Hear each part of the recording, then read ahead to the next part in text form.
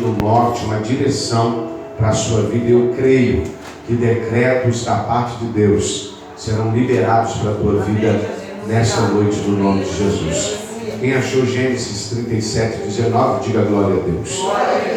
Diz-nos assim as sagradas letras: e dizia um ao outro: vem lá o tal sonhador. E dizia um ao outro: vem lá o tal sonhador. Assente, desocupando as suas mãos, adore a Deus, porque Ele é digno de honra, Ele é digno de glória, Ele é digno de louvor. O texto que nós lemos é um texto muito conhecido, muito pregado, porque a Bíblia vai tratar sobre um dos filhos de Jacó. A Bíblia vai trazer a menção do filho chamado José, no hebraico Iosef. E esse menino, com apenas 17 anos de idade, recebe do seu pai uma túnica talar.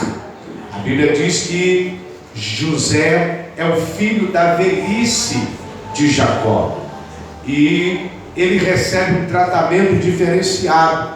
E não é porque é o filho da velhice, não é porque é um filho especial, porque nós que somos pais sabemos que todos os nossos filhos são iguais e recebem a mesma porção. Mas percebamos que José é alguém que o céu escolheu para cumprir um propósito.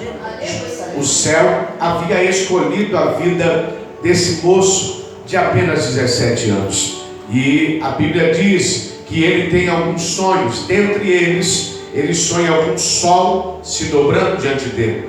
Ele sonha com a lua se dobrando diante dele. Ele sonha com as estrelas, e não são todas, são 11 estrelas, e as 11 estrelas se dobrando. José não tinha ideia que um dia o seu pai, que representa o sol, que a sua mãe, que representa a lua, e que os seus 11 irmãos, que representavam as 11 estrelas, se dobrariam diante dele. Mas quando ele conta esse sonho para os seus irmãos, parece que os irmãos abrem o coração para que a inveja e o ciúme entrassem no coração deles, porque a Bíblia diz que eles passam a odiar o próprio irmão biológico. Perceba que não é alguém de longe, não é alguém distante, que é Menegiacélia, é alguém que está centralizado na mesa. A Bíblia diz que os 11 irmãos vão levantar o calcanhar contra a vida de José. Talvez você entrou nesta campanha e quantas pessoas resolverão levantar contra ti o calcanhar, alabracélia. Mas eu quero ser profeta para a tua vida nesta noite de sexta-feira, a última sexta-feira do mês de agosto, e eu quero dizer para você que independente de quem levantou o calcanhar ou tente levantar o calcanhar contra a sua vida, contra a sua casa, contra o seu casamento, contra a sua vida espiritual, contra as suas finanças, contra os seus sonhos, projetos e ideais, eu quero te dizer que Deus te escolheu para que os propósitos do céu se cumpram na sua vida. A Bíblia diz que agora eles avistam José de longe, e é o texto que lemos: e dizia um ao outro: vem lá o tal sonhador. Então Deus está aqui nos orientando que nem todos os sonhos que você tem, você pode sair contando para todo mundo. Eu vou repetir. Nem todos os sonhos que você tem, você pode sair abrindo a boca e contando para todo mundo, porque nem todo mundo vai se alegrar com o sonho que o céu deu para você. E percebamos que agora José vai passar por várias situações, e Deus me deu algumas chaves para liberar sobre a sua vida nessa noite. Porque para José chegar no Egito e governar, porque Deus havia levantado ele, dado ele sonhos para que ele viesse governar, mas para que ele governasse, ele haveria de passar por alguns processos. Olha para esse irmão, para essa irmã, e diga assim: Não fuja dos processos. Diga assim, não corra dos processos. Diga para ele assim, o Deus que te escolheu, o Deus que te chamou, vai te habilitar neste processo. Diga para ele, quando você não passa pelo processo, você chega imperfeito, sem estar no centro da vontade de Deus. Você crê nisso? Alguns processos José vai passar e você conhece o texto. A Bíblia diz que ele vai receber uma túnica de destaque, né? Uma túnica talá. E quando ele coloca aquela túnica, mais os irmãos passam a odiá-lo. E não é por causa da túnica, não é por causa da veste que o seu pai fez, é porque José era diferente. Toda pessoa diferente já é marcado. E muitas vezes tem hora que você pergunta, por que isso acontece comigo? Porque você é marcado por Deus. Só que por ser marcado por Deus e carregar os propósitos de Deus na sua vida, nem todo mundo vai se alegrar com a sua existência. Nem todo mundo vai alegrar com os seus sonhos. Algumas madrugadas atrás eu estava fazendo uma live, 5 da manhã, e Deus já havia me tomado para falar com algumas pessoas na live, e uma moça tomou a frente da live e disse assim, se o senhor entregar para mim, não for Deus, eu vou desmascarar o senhor pela live. Eu, de forma muito tranquila, disse, Espírito Santo, o que essa menina tem? O que ela precisa ouvir? Porque ela está se defendendo, ela nem me conhece. Talvez alguém machucou o coração dela, talvez alguém entristeceu o coração dela, e aí ela passou a rotular todo mundo sendo da mesma maneira. E o Senhor foi tomando a minha vida, e eu disse para ela, eu quero te convidar, eu quero orar com você pela janela aqui. E ela disse, eu quero. E quando eu comecei a orar por aquela moça, eu vi um anjo na cabeceira da cama dela. E o céu gritava no meu ouvido esquerdo e dizia, Denis, ela está de cama, ela não levanta dessa cama. Mas o anjo que eu enviei lá está levando cura para a vida dela. E o Senhor começou a me usar. Recentemente, em uma das últimas lives, ela publicamente, para mais de 30 mil pessoas, ela disse assim, eu me levantei com um grande ódio contra a vida desse homem. Só que ele foi canal de Deus para a minha vida. E o ódio que eu tinha por ele, sem o conhecer, eu passei a amá-lo. Por que eu estou contando isso para você sem entrar no texto? Porque você não vai fazer nada para ser odiado. Eu não tinha feito nada. É Deus dizendo para você, por causa da unção, por causa do chamado, por causa da essência que Deus colocou em você, você vai ser odiado. Qual é a diferença? Você não pode pagar na mesma moeda. Calabaia séria, teleminucia de revúcia, canto de Quelebiatéria, salva de revúcia, porque Deus te levantou de uma forma diferente. José recebe a túnica talá, e a Bíblia diz que eles arrancam a veste de José. Eles arrancam. E provavelmente alguém tenta colocar a conjectura para não ferir o texto.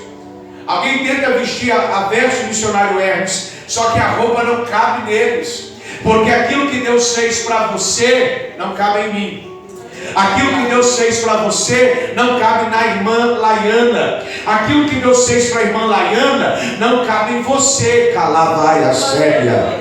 Porque aquilo que é seu, é seu. Só que os irmãos José não entendem isso.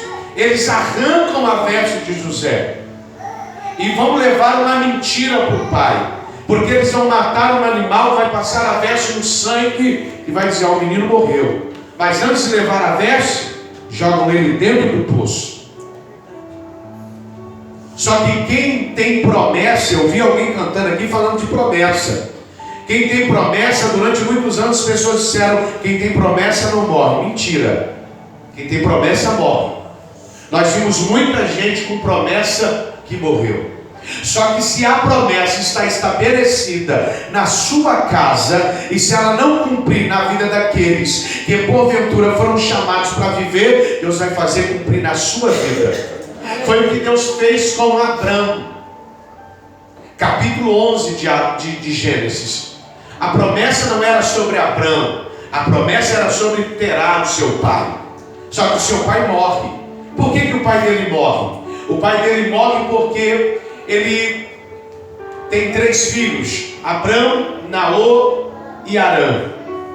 E a ordem de Deus para Terá é: sai daqui e entra na terra que eu te prometi. Só que a Bíblia diz que ele não consegue sair de Arã. Por quê? Porque em Arã morreu o filho dele chamado Arã. Então ele está preso pelo passado. Ele não conseguiu avançar. Quantas pessoas até têm promessa de Deus, até têm chamado de Deus, até Deus tem coisas lindas e extraordinárias para viver, mas elas não conseguem vencer o passado. Foi o que aconteceu com Terá.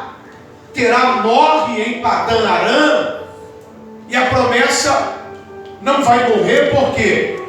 Porque o filho Abrão se posiciona e diz: meu pai tinha promessa, então se o Senhor era com meu pai, cumpra em mim a promessa. E aí Deus levanta Abrão e diz para ele no capítulo 12: sai da tua terra, do meio da tua parentela, e vai para o lugar que eu vou te mostrar. E ele vai, mas a promessa não estava sobre ele. A promessa estava sobre Terá. Talvez você está aqui e a promessa de ser um grande instrumento não era você, era o seu irmão, era o seu tio, era a sua avó. Ai, até lebaracô de remaia, elebriostecnequiafúrgia. Talvez a promessa era de Deus usar o seu irmão de forma extraordinária, a sua irmã, só que eles não entenderam, e Deus levantou você.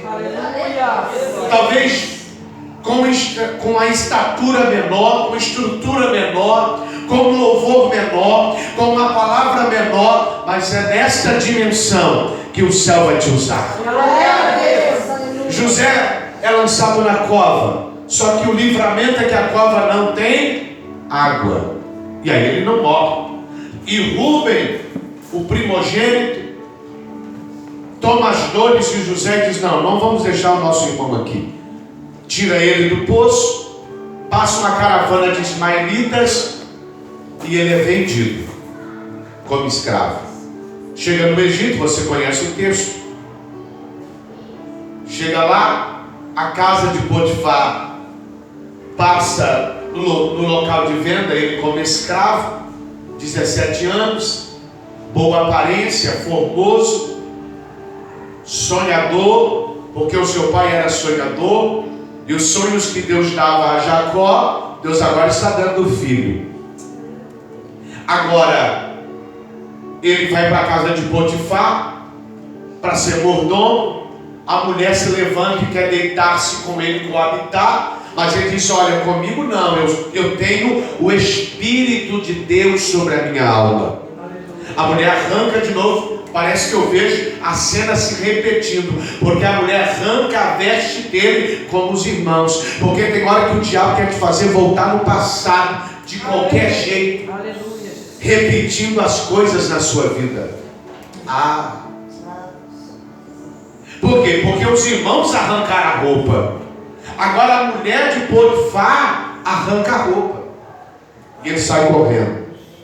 A Bíblia diz que ele é preso. Por quê? Porque ele é caluniado sem dever. Olha, o servo hebreu que você trouxe para a nossa casa tentou abusar de mim. José não tinha feito nada.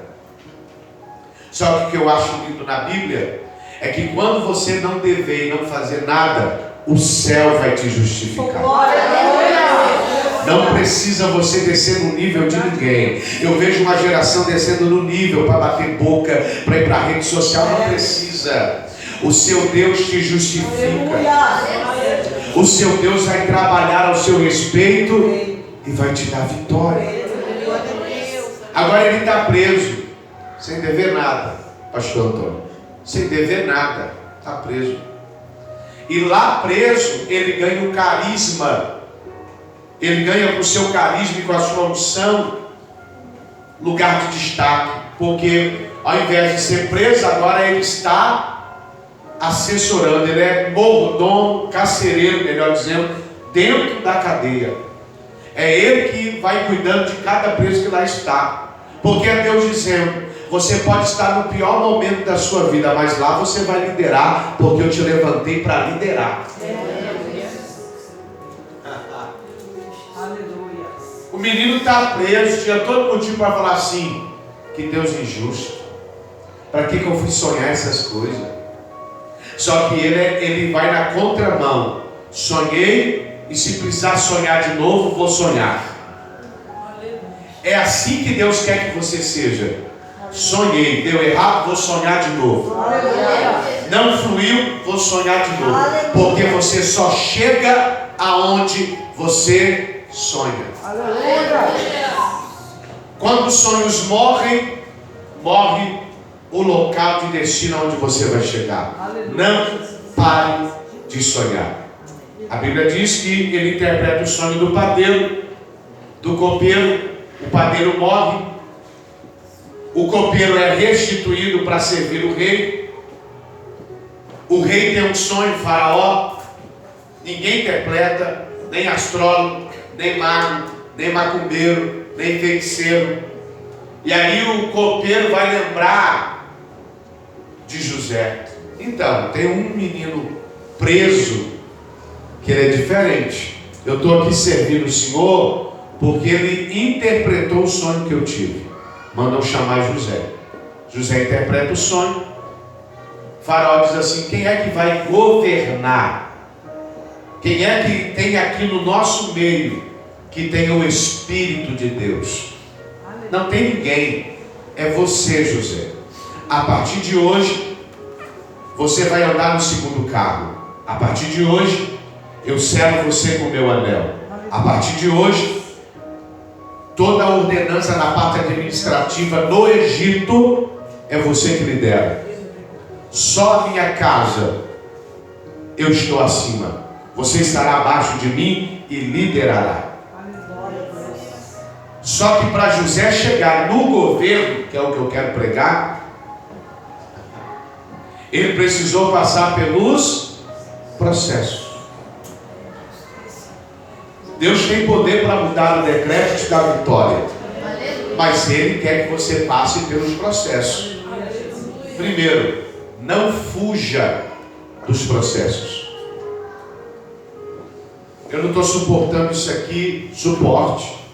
Porque você vai ver a força que você tem, que nem você conhecia, que nem você sabia. Não fuja dos processos. Deus está modelando você. O oleiro colocou a mão dentro do vaso e está modelando você. Não fuja do processo. Não fuja do processo. Porque quando você foge do processo, você atrapalha Deus trabalhar. E aí quando chegar o momento de você estar pronto, você estará despreparado. Por quê? Porque você queimou etapa. Não queime etapa na sua vida. Não pule etapas. José não fugiu dos processos. José não fugiu do ódio dos irmãos. José não fugiu da inveja dos irmãos. José não fugiu da roupa arrancada pelos irmãos. José não fugiu do poço. José não fugiu de ser vendido. José não fugiu de ser preso. José não fugiu do cárcere até chegar ao governo. Porque tem gente que olha para as pessoas bem-sucedidas, mas não tem ideia do que elas já passaram de processo. Olha lá que pessoa bem-sucedida. Olha lá que homem de Deus, que mulher de Deus. Senta com ele. Pergunta quais são os processos que ele passou. Se ele começar a te contar e não cair uma lágrima dos teus olhos, você não estará pronto para passar pelos processos. Passe pelos processos. Não fuja dos processos. E fugir, nós lembramos de Jonas. Jonas, vai a Nínive, prega aquele povo. Tem ali 100 e poucas mil pessoas que eu quero salvar. Não vou para lá. Eu vou para Tarsis. Comprou a passagem, entrou no barquinho, na embarcação, desceu para o porão, está dormindo sossegado, pôr a vida dos outros em risco, porque quando você foge do processo, você põe a vida dos outros em risco, por causa de você. Talvez tem gente passando vento e prova, não é capeta e nem demônio, é você, que não está cumprindo o que Deus quer. E aí você está dentro da embarcação, aí descobre que ele está lá, porque eles já haviam jogado os bens no mar, as fazendas, os carros de luxo, e eles descobrem que Jonas está lá embaixo, dormindo no porão. E aí quando acordam ele, trazem para o interrogatório, ele diz: não, eu sirvo o Deus Yahvé, o Adonai, o Sabaote, o Tsidkenu, eu sou hebreu. E você está vendo tudo isso acontecendo e você está dormindo? Estou. Porque o problema dessa grande tempestade foi causada por mim. Para resolver é só me lançar no mar. Você conhece o texto? Lançaram Jonas no mar e acalmou a tempestade. Ele foi para Nínive, pregou, as almas que precisavam ser convertidas se converteram e a tempestade acabou. Aleluia. Tem hora que tem tempestade batendo no seu barco por causa de fugitivo que está dentro do seu barco. Aleluia, Deus. Gente que não era para você ter acolhido e você acolheu. Gente que não era para estar no seu hall de amigos e você colocou. Aleluia. Aí eu vejo uns crentes dizendo assim: não, é o capeta, né? Não deu o capeta aquilo que não é dele, irmão. Aleluia, Jesus. Quem abre a porta da nossa vida para os outros entrar somos nós. Nós precisamos ser seletivos, porque senão você vai receber gente que vai trazer vento junto com ele, porque ele é fugitivo. Então não fuja dos processos. Segunda coisa, não aborte o processo. Eu não vou passar por isso aqui não. Não vou, minha mãe passou, meu pai passou, fulano passou. Processo é processo, maldição é maldição. Eu estou falando de processo. Aquilo que você tem que passar, seu pai não vai passar, sua mãe não vai passar. Vai fazer 3 anos que eu sepultei um filho de 22 anos de idade, acometido de um câncer. Aos 20 anos de idade ele foi diagnosticado com câncer na tíbia, abaixo do joelho. Aquele câncer, sarcoma, subiu para os pulmões. Eu estava no Rio de Janeiro pregando e ele era o vice-presidente da obra no qual lideramos atualmente. E quando eu chego do Rio de Janeiro, eu atendo Maringá, depois atendo Londrina, alguns compromissos, e aí vem a Covid, vem a pandemia. E aí o patrão dele dispensa ele começa a queixar de uma dor, só que você leva nos médicos, os médicos não atendem, porque só atendia Covid. Só que aí com um mês e meio, cresce uma manga do tamanho da tame no joelho dele. E eu preciso levar e dizer: eu só vou sair daqui quando vocês atenderem o meu filho. Faz os exames. A doutora preocupada diz assim: olha, eu vou mandar seu filho amanhã para o ortopedista. Faz o exame, manda para o ortopedista apalpa aquele nódulo, aquele caroço, e e diz assim, ó, tomara que não seja o que eu estou pensando, mas para não ficar nas minhas palavras, vou mandar você fazer uma ressonância. Ele faz a ressonância e nós vamos ao consultório na oncologia, fomos encaminhados para a oncologia de Apucarana, 19 quilômetros da minha cidade, Califórnia. E aí o doutor diz assim, ó, ele está com câncer. Eu disse, doutor? Ele disse, o seu filho está com câncer. Eu recebo aquela notícia, vou para casa, reúno a família, vejo meu filho chorar copiosamente, mas ele disse para mim chorando, pai, eu não quero que o senhor chore. O senhor sempre foi um guerreiro na nossa casa, o senhor sempre foi um exemplo de fé. E eu disse para ele, se Deus nos permitiu entrar no vale, Deus vai nos tirar do vale. Passamos o processo, não fugimos dele. Eu orava e Deus nunca disse para mim, vou curar ele. Quantos cancerígenos já foram curados por meio do meu ministério, da minha vida? Mas ele, Jesus, disse, não vou curar. Trata dele, desfruta dele, ama ele.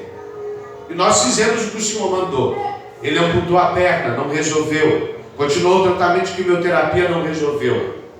Abriu os pulmões, não resolveu. O câncer que estava nos pulmões subiu agora para a cabeça. E aí eu reúno com ele e com a rainha do meu lar, Bispa Nívia, e digo, vamos mandar ele para Belo Horizonte. A nossa família inteira está lá. Só estamos nós aqui. Ele entra no acordo, nós enviamos, eu fico, levo ele, retorno para preparar o ministério, para depois eu voltar para ficar com ele. Eu volto, curto ele 10 dias. No 10º dia,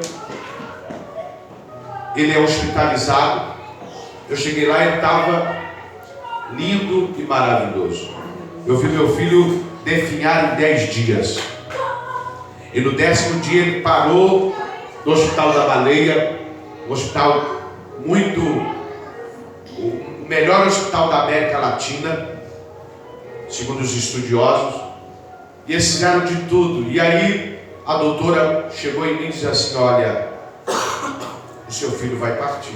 Nós não sabemos a hora, porque nós não podemos aqui dar uma hora, mas ele vai partir. E aí a família entra em desespero, ninguém quer ficar com ele à noite, pelo temor dele falecer à noite, ninguém tem estrutura. Eu digo, eu vou passar com ele. 2 horas da manhã, ele já está entubado, não fala mais, só ouve.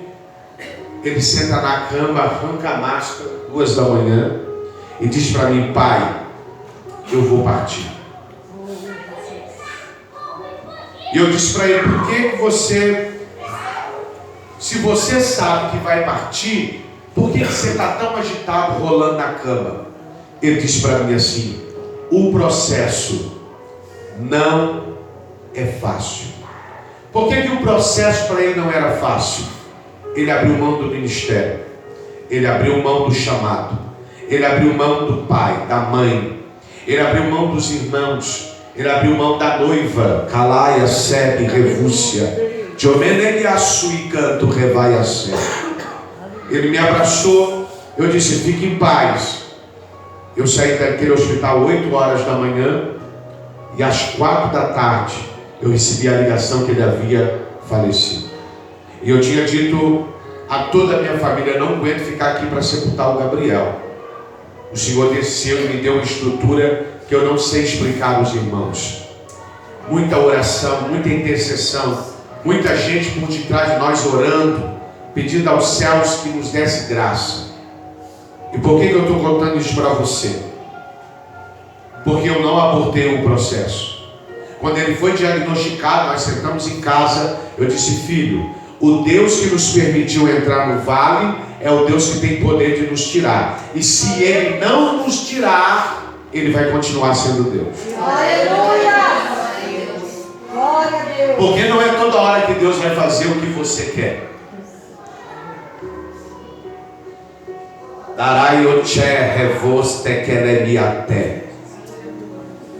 Aí começa um outro processo. Eu fico 40 dias em Belo Horizonte. Eu sepulto ele no domingo. Na quarta eu já estou pregando. Porque eu disse, eu não posso ficar aqui olhando para o tempo, porque senão eu vou ficar depressivo, vou ficar doente. Eu preciso cumprir, porque ele diz para mim antes de partir, o Senhor é o cabeça da nossa casa, o Senhor é quem nos inspira. Não pare, não quero ver o Senhor chorando. E eu fui para dentro, eu fui buscar a Deus. Os 40 dias que eu fiquei em Belo Horizonte, eu fui buscar a Deus para encarar o Paraná, porque ele cresceu no Paraná. Ele tinha muitos amigos, muitos pastores, muitos seminaristas. E aí quando eu chego, aonde eu vou pregar, irmã, minha pastora, aonde eu vou pregar tem alguém com câncer. Deus me toma para falar com alguém com câncer. Eu chegava em casa e falava, Senhor, estou entendendo não, hein? O Senhor já levou o menino, e agora onde eu vou pregar tem alguém com câncer. Aí eu fui para uma conferência em São Paulo, e no hotel Deus tomou um apóstolo, amigo meu, para falar comigo. Eu comecei a recitar o saudoso missionário Gabriel Ribeiro. Deus tomou a boca dele e falou, Deus falou para mim, não é saudoso, ele está vivo dentro de você, porque os sonhos que ele sonhava estão dentro de você, e em breve você vai encontrar com ele. Aí eu fui arrebatado. Não vou entrar em detalhes do arrebatamento, depois a gente vem com mais tempo para falar do arrebatamento, que o Senhor me deu no arrebatamento. Quando eu volto do arrebatamento, o Senhor me mandou abraçar cancerígenos, e aonde eu ia pregar tinha alguém com câncer. Aonde eu ia pregar tinha alguém com câncer. É Deus dizendo para você que venceu a depressão ou que está lutando contra a depressão, quando o Senhor te curar, Ele vai usar você para curar depressivos. Glória a Deus. Quando Glória a Deus. porque eu disse, Deus, como é que eu vou cuidar de cancerista se eu não tenho dinheiro?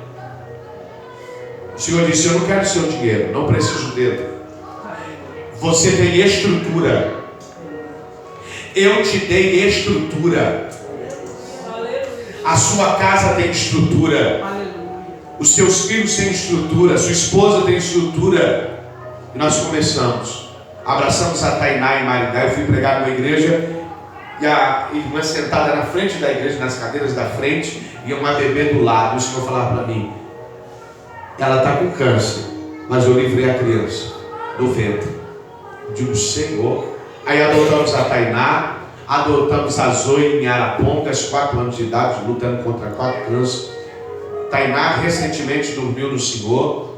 Abraçamos a irmã Fábia em Califórnia. Abraçamos o Cláudio com um tumor lá em São Paulo, no Brás, e vamos abraçando. Glória a Deus. E o Senhor começou a ministrar vidas, porque o Senhor